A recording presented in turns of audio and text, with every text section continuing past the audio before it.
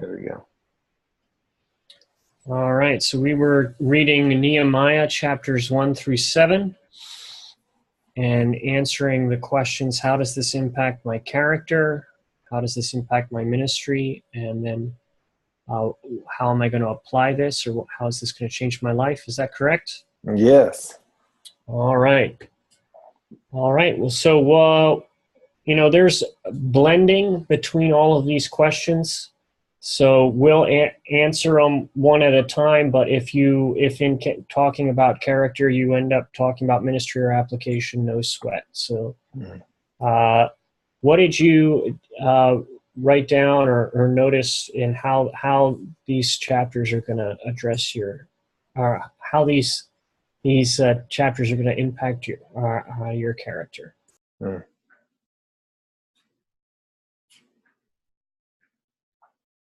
I think one thing that impacted me was I listened to a guy who kind of did a setup before getting into Nehemiah, a setup of what had been happening and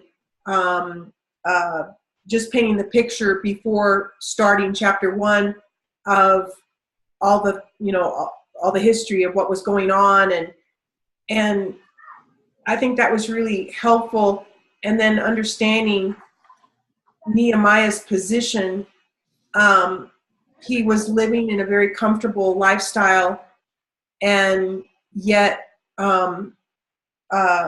here he was looking out and seeing the rubble and seeing what needed to be done and seeing the state of the people and everything, and just his humility, his compassion. What was the question again? How does that affect my character? That just his heart broken for the people. That affects my character in the sense that just being convicted, God, is my heart breaking like Nehemiah's for the people that don't know you, or the rubble, in their lives and everything. And I think just his humility and his compassionate heart, which led to his prayer and everything, just his brokenness for where he was living very comfortably and didn't really need to be affected by it. Yeah, that's awesome. That's a great point. I was thinking, I have written down here the same thing: get emotionally involved in God's work. Chapter 1, verse 4. I think I'm by nature a sensitive guy. My wife loves we watch all these documentaries, and it's like rape in Pakistan, and I'm there crying. I can't handle it. I'm like, no more, But I think sometimes in ministry, we have the option. I want to walk away and not see any more need. I want to turn off, and Nehemiah didn't do that. So that's great point. Yeah, that was one of my applications as well, is to be emotionally involved in what we're doing. Don't try to, stovepipe my emotion away from what we're doing. And I started praying that God would re-energize my passion for what we're doing so that I could be emotionally connected. And he answered that prayer, which was very cool. I was sitting in a meeting with Steve Smith and Curtis Sargent and Jeff Sundell, Stan Parks, and we were talking about 24:14. And man, God just lit a fire in me, and I felt like I've been energized by that ever since. So that's awesome. I picked that up too. I've got probably one more ditto, and I felt like I can have a passion for the task, but I don't know that I have a weeping, fasting prayer level of identification with the people and what the enemy's doing here. And I recognize it, but it's from here up and not down. And so my prayer in the mornings has been for that God would take the crust off the heart, or as you say, one can stovepipe when it gets overwhelming. And yeah, so that was definitely an impact when he saw how he identified first with the situation of the people and not just the task that needed to be happened to change that situation.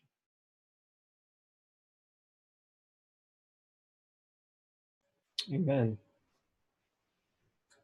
Amen. Anybody want to piggyback off that, or have another thing that we learned from about character here? I don't know if this is character or just attitude. The perseverance that we see in him, despite opposition, and choosing to not dwell on the negative and turning always to God and who God was, and reminding himself and others of God's greatness and what God had done in the past and what God could do in the face of opposition. And I don't know if that's a strength of character. I guess I think it is, of just making a choice to dwell on that which is, good, like in Philippians, and those things that are good and true and good report and all of that. So yeah, right on. And he definitely had amazing faith for a big project. Yes.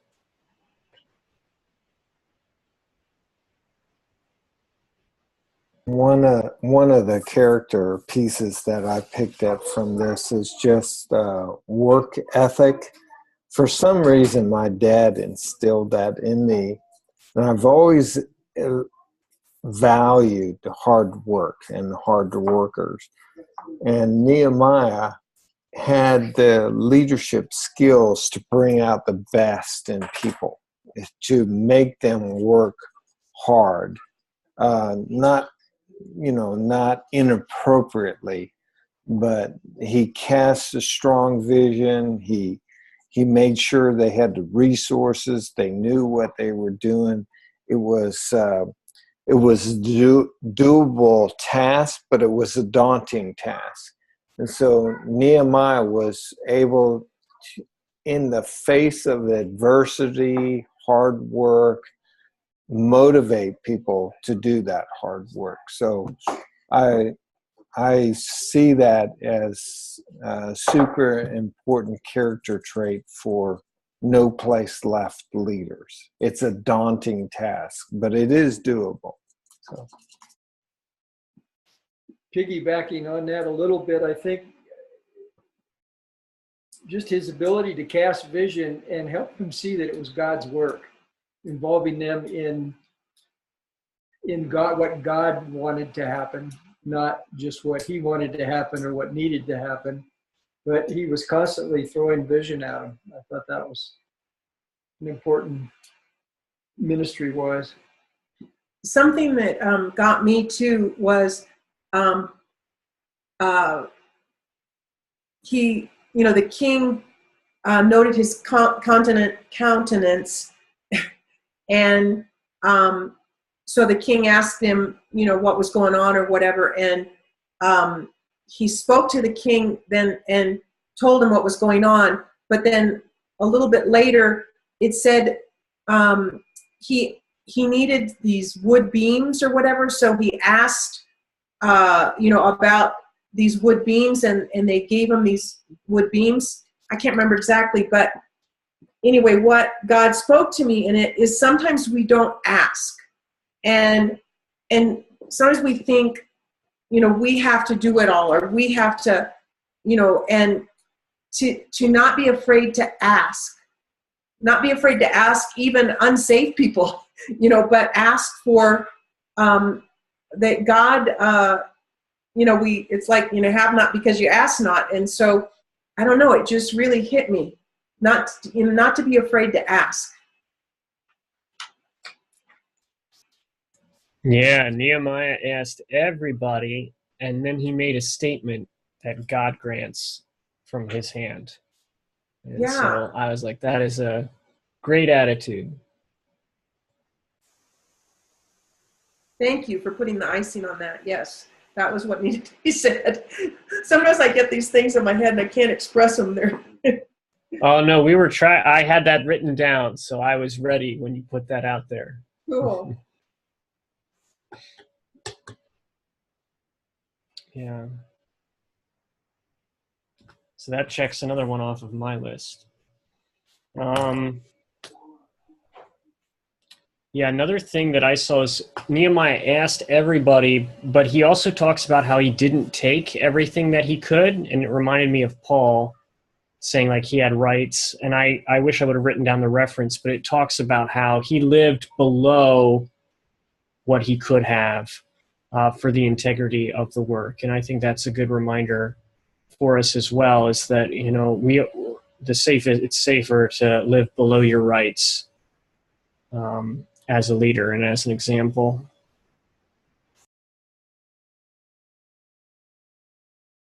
Yeah, that's good.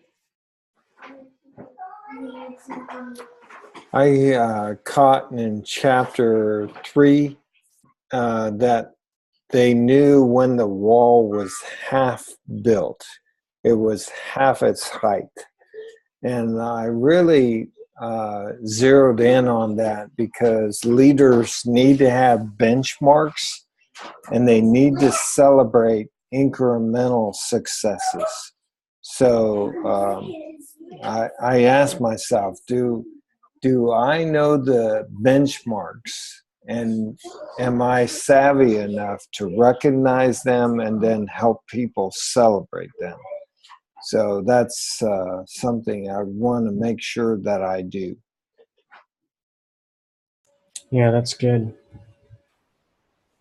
And I think along with that, I saw chapter 7 is also kind of a benchmark and kind of a counting and measuring chapter. I had that in the ministry section. So there were measures and progress and keeping track. That, yeah, definitely 7 is definitely. I mean, he had it down to the genealogies and how many in each group was happening. That's awesome. Also, back on 3, when they had each group take responsibility for an area, it seemed like the first thing mentioned in each one of those areas was the gate, which was probably much easier to break down than the wall. And I felt challenged, what are the gates that got broken down that let the enemy take this place to where it is, where I am? How did he first come in, and how do we start identifying and praying against those things in a more, let's build the gates and then work on the walls. We can get the doors closed again, or let somebody out and then close the door first. I felt like it was a challenge to think of, to ask God to reveal what are the specific gates that messed everything up here. Piggybacking on that, the when you think of the spiritual warfare aspects, they came to a point where not only did they have their weapon close by, but they came to a point where 50% of them were standing vigilant on guard while 50% did the work. Mm-hmm. And as I thought about that, I thought about the need for prayer, and that sometimes we look at people that are praying like that's for the crippled people that can't do the real work.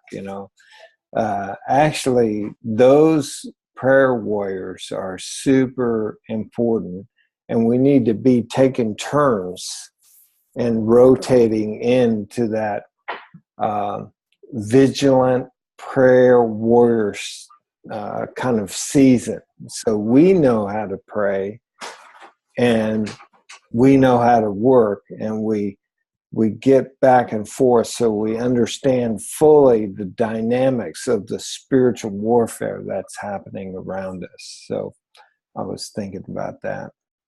Yeah.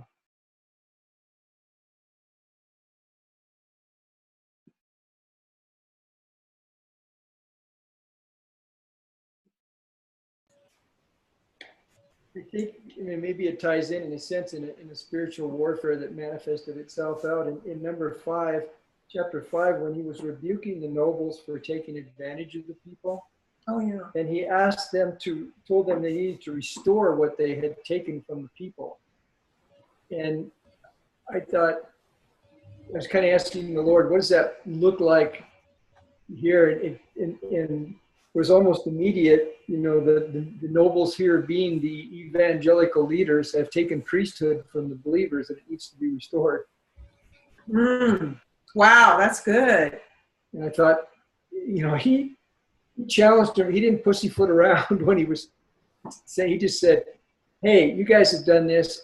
It ain't right. You need to make it right. I think it just hit me that's really the key element that's been robbed. We've got the priesthood of the pastor and not the believer, and it needs to be restored. I gotta say amen to that. Now, some of the preachers or pastors fully embrace that and they repent. And then there are other times when folks, they're not going to give up that control. So, No. Yeah, that's and I think it's been helpful for me to understand, like in the debates about methods, I'm like, the reason we have the methods that we do is because if we have no method, we're going to fall back on the forms and methods that don't empower the priesthood of the believer, and these are methods that do empower the priesthood of the believer. And that's one of the reasons methods are important to us, is because we're trying to change what we've been doing. So yeah, going back to what Chuck said earlier, he taught them how to build and how to be ready for war at the same time. I mean, he prepared them completely for not only what they were doing then, but when the walls were built, they knew how to be prepared. yes. Yeah. Well, Leah, final thoughts about character here. I have one that we didn't talk about yet, and that was chapter 6, verse 11 is one of my favorites. Just, he had this confidence in his identity and security. Says, I'm not the kind of man who runs. And, that's kind of it's confidence or almost a positive kind of pride in his identity in the work of God and so on. So, yeah, it's good because it's clear from all the rest of the context that he was confident in who he was in God, and not just because, hey, I'm the guy sent by the king. Well, here's my papers. It's cool. Yeah. And it's cool that you made that connection, Jonathan. His boldness and courage and bravery and everything that he is comes out of his identity. He's not mustering this stuff up, because he did this Bible study and he needs to be more bold or courageous. He knows his position in God. He knows who he is. And so he's not going to be swayed by that. And so it's just kind of a natural outpouring of his person. This is who Nehemiah is in God. So pretty cool how he responds. Yeah. All right. Well, let's transition into ministry. How does this impact our ministry? We've already hit some of my points, but yeah.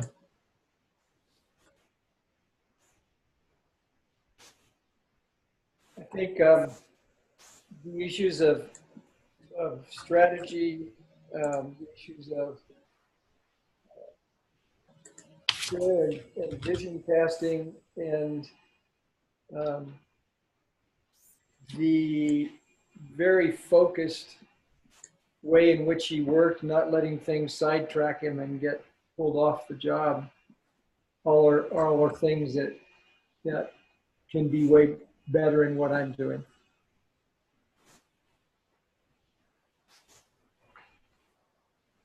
I can be easily distracted by all the stuff of life. Yeah. Instead of relegating it to a lesser priority. Yeah. Nehemiah had a laser focus, and I was thinking of, I mean, how many times in my life have I said, no, I can't come to this meeting because I've got, about my work, because I'm too busy doing the work. Like, not that many times, but this was a clear win for Nehemiah. He's like, he did not go to the meeting, and it was a good thing. 2020 hindsight, there were lots of meetings I shouldn't have gone to either. For God so loved the world, he didn't send a committee.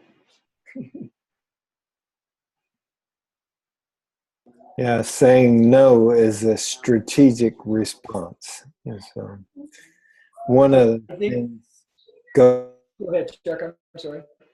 one of the things I picked up on was the scalability of the work that was being done. A family had a certain section, and then there were kind of these supervising officials who had, several families that they were working with. And of course, the work wasn't done until the entire wall was built. So Nehemiah is overseeing that. And I was just asking the question, with ministry, what is a family's responsibility? How do you scale that? What is a church's responsibility? What is a network's responsibility? How do you scale this so that people don't get demoralized because the job's too big, but they are challenged with a job that's bigger than they think they could accomplish, and they have to trust God? So I'm trying to think through all that.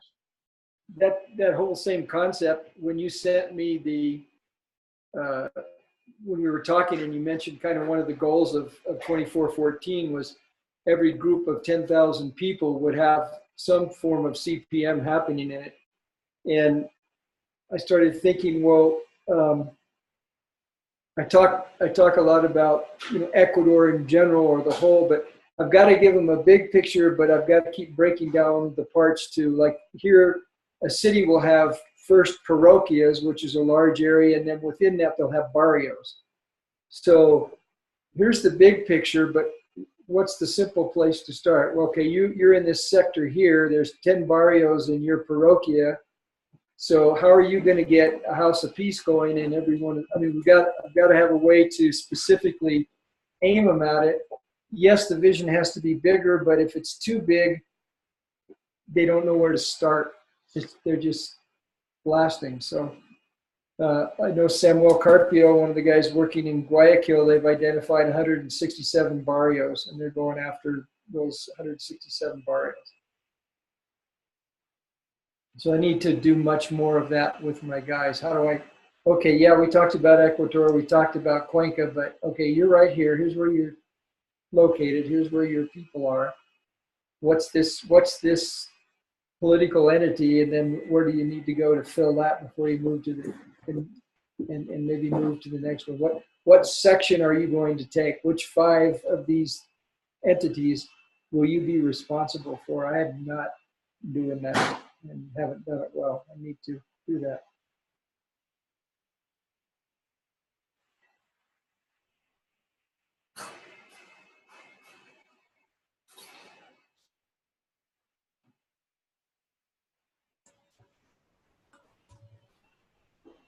What else? Any other thoughts on the ministry? I mean, lots of good strategic stuff we've already talked about from Nehemiah. I think I had some that we already talked about. I think one that's kind of obvious, but God speaks through burdens. And so to pay attention to that, one of the reasons I like Nehemiah as an example is because he's not prophet, priest, or king. He's just a dude with a burden on his heart, doing his best with this, with the Spirit of God and the situation that he has. So I think the only, I agree with that totally. I think I was challenged when he was rebuking the nobles that I need to maybe push my level of challenge to some more in your face. And it's to leaders. Is that to leaders that are stuck, or not so much people we're working with, but when we're sharing the vision with the pastor and he's stuck in the traditional, to be a little more direct in saying, yeah, here's the facts, here's the situation, and this is what's not happening today. What do you do about that? If that's what God said to do, and the priesthood of every believer and equipping the saints for the work of the ministry, how are you going to do that in this current model? If you don't look at, if you don't have a way to do that, then you're not doing it. But balancing, just knowing when to push that line, if it'll help somebody come across it, instead of just saying, hey, this is not obviously interested, keep moving on, keep looking. Maybe just push it a little harder first and see if the door will open that way. Yeah. Partnering with that, I noticed Nehemiah is very direct in his communication, but he also he partners that with acknowledging the people who work. And I was like, that is a good strategy to balance. Like, if you're that direct person, you can still balance your communication by acknowledging and encouraging and rewarding people who work well. Yeah, I saw a pastoral side of Nehemiah that he probably would not get often accused of, being pastoral, but he cared about the people and he protected them. Another leadership quality that I saw in Nehemiah was, it's not explicit, but he had to manage this. And it's the idea of gaps and overlaps. There could not be a gap in the wall. It needed to be fully built. But I can imagine, and this is where I'm kind of reading into this, that there were times when one family was working on a piece of the wall that another family was supposed to be working on, and maybe there's a little bit of, hey, that's my piece of the wall, and every leader has to manage those gaps and overlaps. And how you manage the overlaps is, both are important. Gaps probably have to deal more with the outsiders. Overlaps have to do more with insiders, family, and how you negotiate those overlaps is pretty important to keep peace in the family.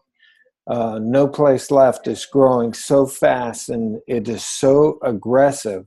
We're starting to get overlaps in cities. And sometimes feelings can get hurt over that. Oh, gosh. But when you got 500,000 people in the city, it's okay to have 2 mid-levels in one city. That's okay. Little overlap among 1 million people is just fine. So leaders have to manage that. Yeah. I think that's a great, it's like, that's awesome that's happening. I mean, that to me is like, wow, that seems like that would be one of those measurements for celebrating. There you go. Yeah, when you start bumping each other. I think the exciting thing for me about No Place Left is it's not about my ministry anyway. So I don't have it's not like traditional ministry where, you know, I have this ministry of blah, blah, blah, you know, so to me, it's kind of sad if there's that rivalry going on, but because it's not about, it's not Mary and Bob's ministry anyway. We don't have a ministry. We do have a ministry, but it's like we're just empowering and equipping others, you know, and being excited about the success. Say it as though there's a huge problem, but it's happening now just because we are getting big and we're so aggressive. The great thing about it is there's plenty of lost people to go around. So right. We'll just stay after it and focus on lost people, and then we'll be okay. We haven't hit no place left yet.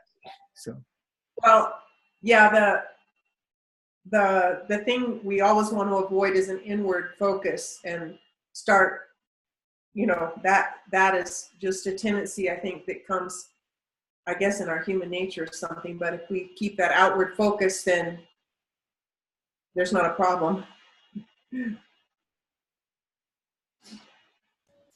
Yeah, I have my own experiences with this, and found myself with my own feelings hurt, and had to realize that I have some maturity issues to go through. It's like, but you know, people come to your city and it's like, oh, you're doing CPM, DMM, T for T, and you don't want to work with me, or you know, someone comes to Christ, and Muslims aren't coming to Christ in droves here yet, and it's like, wait a minute, that ministry led him to Christ, and now this ministry wants to disciple him, and all that goofy stuff, and I'm like, oh, they stepped on my toes, but you know, maybe my toes are just more sensitive. I should wear shoes.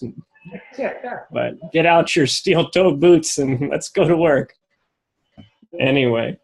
Those are also good for kicking, but yeah. Yeah. Yeah. Well, I'm going to do whatever the Lord tells me to do, and trying to keep the conviction that unless the Lord tells me otherwise, I will serve whatever ministry is bearing fruit. And so that's what I'm trying to do. You don't need my approval, but I sure like what you just said. I think it's like what you said earlier, Chuck, is we're just trying to look where we can throw gasoline. So that's maybe it's a different kind of attitude. Maybe not everybody's going to do it exactly how we'd like them to do it, but if they're doing something and we can throw more gas on it, then yay for the kingdom. Yeah, every inch of advancement needs to be celebrated, no matter who's doing it or how it's getting done. If it's advancing, we celebrate. Yeah. Well, unless you've got other stuff about ministry, let's transition to application.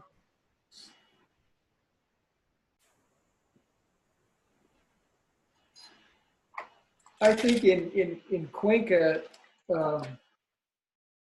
we've had a terrible time getting everybody together at one time here. It seems like every time we schedule a meeting, there's like to get our Timothys, to get all our Timothys here together.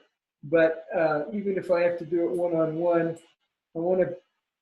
My application is for Cuenca and then in the different regions is to take a map of Cuenca to the meeting, have them mark where they're working, talk about reaching Cuenca, and ask them to take responsibility for different areas. Say, okay, you're centered in this parochia. Let's see, there's this many people roughly there. So how can you get to a tipping point of at least 10% in that area, and then where will you go next? Helping them think more than I've got to get my people out sharing and having houses of peace. Having targeted areas. Like saying, I'm going to take responsibility for the parochia of Totora Kocha, something like that. I'll take responsibility for this area. It's roughly this many people. So we're looking for houses apiece that's got somewhere near a 10% tipping point in it. And not that they can't bounce to other areas as their disciples have opportunity, but something to try to get them to start thinking beyond, I'm just making houses apiece and making disciples, but strategically, taking ownership. Maybe that's taking the land. And taking the land. I'm going to take this section of land and rebuild this part of the wall.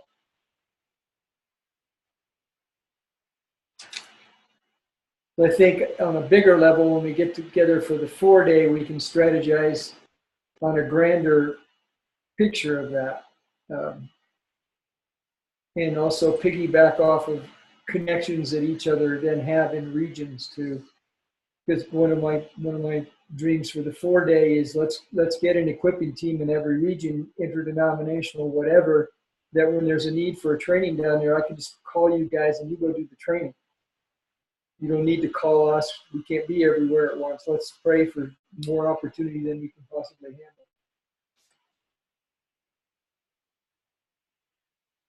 So the goal is, application is looking at each place we're working and coming up with a plan to inject strategy into the vision. All right. Yeah. That's awesome. I think Nehemiah is always called the manager, but now we look at it and we're like, strategy coordinator. So we've changed up our terms, but yes. Awesome. Yeah, I want to do a video on gaps and overlap. And I didn't say this for your sake, Jonathan. It's happening multiple places. So it does happen. And anytime you're aggressively pressing, this is going to happen. So I want to do a video on that. Awesome. Yeah, I think there are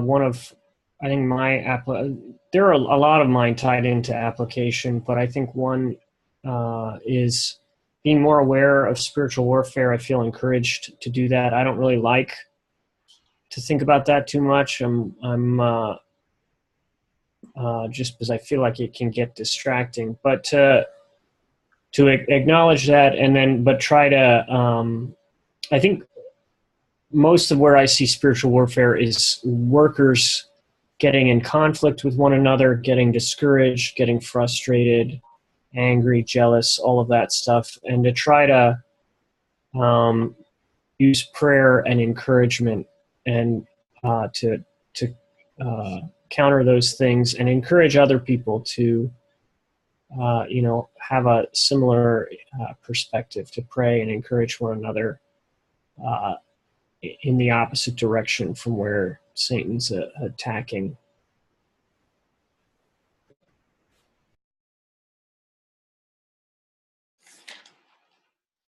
So coming in the opposite spirit. There you go, yeah. Resisting whatever attitude Satan's trying to get us to have, yeah.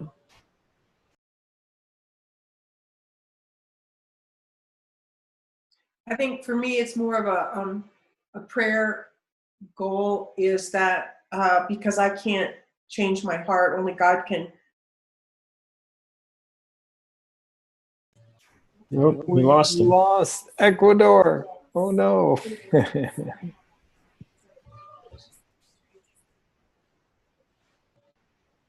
Well, we'll wait a couple of minutes.